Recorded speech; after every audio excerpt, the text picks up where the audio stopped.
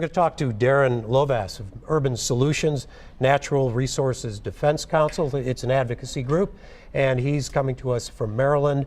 Darren, as you look at this, the North Side Regeneration Project, does it look familiar to you? Does it have some? Things that look like they might work, or that they are doomed to failure, or can you not say?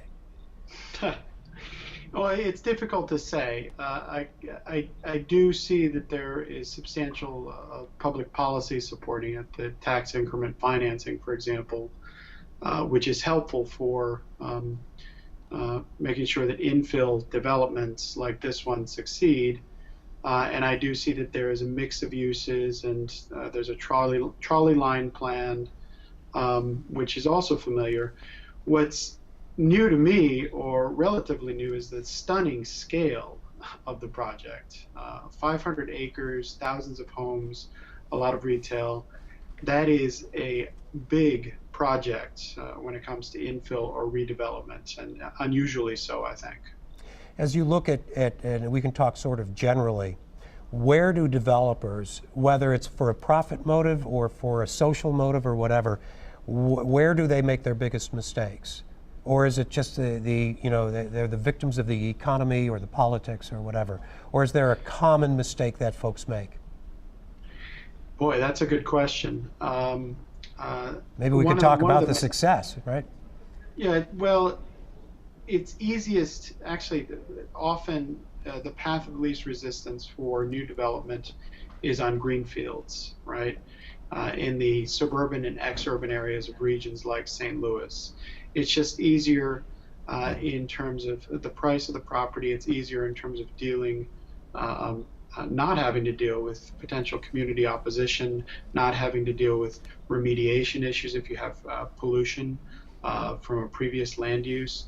There's a whole bunch of reasons it's easier and less expensive to develop on greenfields way outside of regions like St. Louis. So developing in an infill way and doing redevelopment is much more complicated and can be more expensive. Nowadays, it can be more rewarding, however, because the marketplace pretty clearly is sending the signal that young people especially would like 24-hour living, basically. They want to live in places where they have access to city amenities and urban amenities and more transportation choices. So the marketplace is changing right now to make infill development and redevelopment easier, and it still takes often public policy help to make these projects pencil out. It takes more time, it takes more money, and it takes more working with communities. Yeah, that's the one issue that has probably come up the most here. And I think a lot of developers or people who are working in those communities said a couple of things. You can't just look at new housing stock. You can't just look at new jobs. You can't just look at better schools. You have to look at all of those things. And I'm not sure all developers are capable of handling all of that. Do they sometimes just look at the shiny new houses and the artist's rendering of what they're going to build and miss the sort of solid foundation of community input? Yeah, they often do, and that's the development industry and the real estate industry, when it comes to sprawl type development, has a limited number of product lines, whether it be in the residential area or the commercial area, that they rely on. And this is why it often gets dubbed cookie cutter developments, because a lot of it looks very similar. And there's a reason for that. That's what's been profitable. It's become turnkey over the past few decades, really over the past 50 years or more. Now, what's happening with infill and redevelopment sites is more tailoring, and that's where it gets tricky, and that's where it gets interesting. But that's where you also have the potential for really exciting new developments, where you have mixed uses and you have more transportation options. And you really have a chance to revitalize areas. The thing is, though, that it really pays off to work with the community and the neighborhoods and the people who are already living there. Mm-hmm. How interested, how curious are you in following what happens in St. Louis over the next 10 years with this project?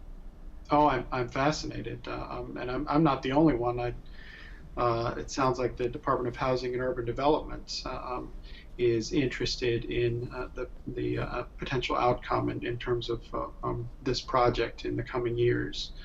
And frankly, I do hope it works out. I know that, well, for example, Silver Spring, Maryland, near here, just 20 years ago was a real, well, Yeah, I I hate think to use the you word dump. you But bring it up, was yeah, you bring up it a was it point. was it was in poor shape. It Yeah. was the probably the worst off community in a very wealthy county outside of Washington D.C. And And I'm gonna wrap up with the 20-year part because I think that's an important point to make. That very often people from the outside looking in, I don't mean you, I mean the community, they want results. I think if this is going to work, in my opinion, it is going to have to be the long haul.